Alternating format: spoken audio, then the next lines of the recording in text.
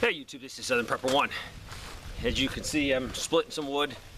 I would normally go get the tractor and the bucket and pull it right over here and then throw all my split, but instead I'm using the little wheelbarrow. Save a little diesel. Plus, it's about the same amount of work because I'm only going right down the driveway, nice level, and putting it on the end. So I'm going to split for a few hours today, try to get this pile knocked out and gone, covered up, ready for winter. I want to talk about the Colonial Pipeline. They just put a new bulletin out on it, the company did, saying they're hopefully to get it up and running by the end of the week. No idea. I read the statement. I don't know if they actually have a handle on it or they're just trying to be positive. It doesn't matter. Hopefully you filled up your tank so you won't have to wait in line. Hopefully this is a short-term little blip. But this is why we prep. There was a lot of negative comments, which it really doesn't bother me because they're non-preppers.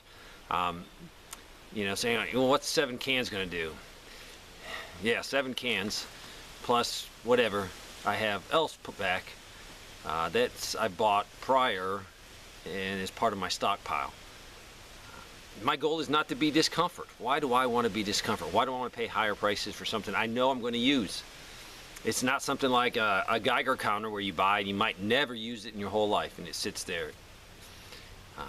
Gasoline I will use. Out in the country, we use a lot more than you guys do in the city. We have more things to use it on. Tractors, even the riding lawnmowers, we probably have more yard to cut, more things to do, chainsaws, all kinds of things. So we use fuel.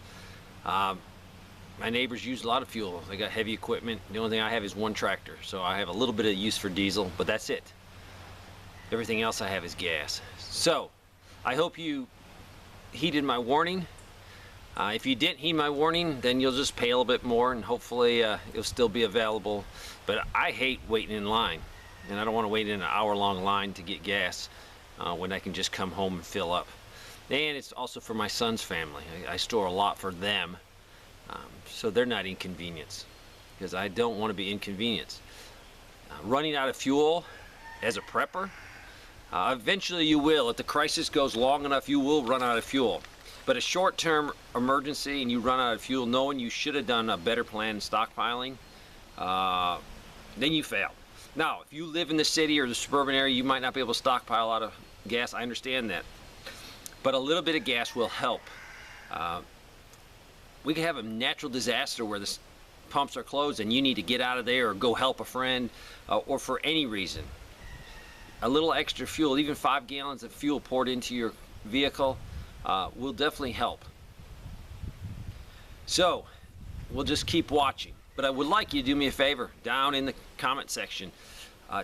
Just tell me, give me the city you're closest to in the state and how much fuel is. Go with the cheapest fuel, not the premium. And just tell me what it is, if it's gone up, how the lines are at any of the gas stations, or if gas stations are running low on fuel. That way we can all keep track of what's going on.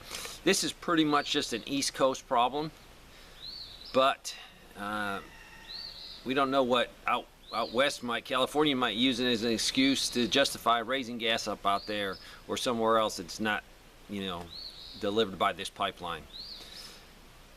We prep because anything can happen. Right now, they could put the power grid down. They could take the power grid down. They could take major water systems down by hacking. Hacking's a huge thing. We don't spend enough money protecting ourselves. We don't put in redundancies. We don't put in manually redundancies so we could turn the computer off and do things by hand. And we will pay for it. And we're paying for it now. And who says the company will have the fuel up by the end of the week? And does that mean Friday, business closed? Does that mean Saturday? Does it mean Sunday? I don't know. But keep your tank topped off. If you get a little bit low, just pull in, get some. People are going to say, well, you're going to contribute to the problem. I am talking to a very small segment, like a minute segment of the population. I'm talking to mostly preppers. So for me not to tell you to do that would be foolish. I wouldn't be having your best interests. And the reason I'm here is to have your best interest, because if you're prepared, it helps your community, and it really affects me too. The more prepared people we have out there.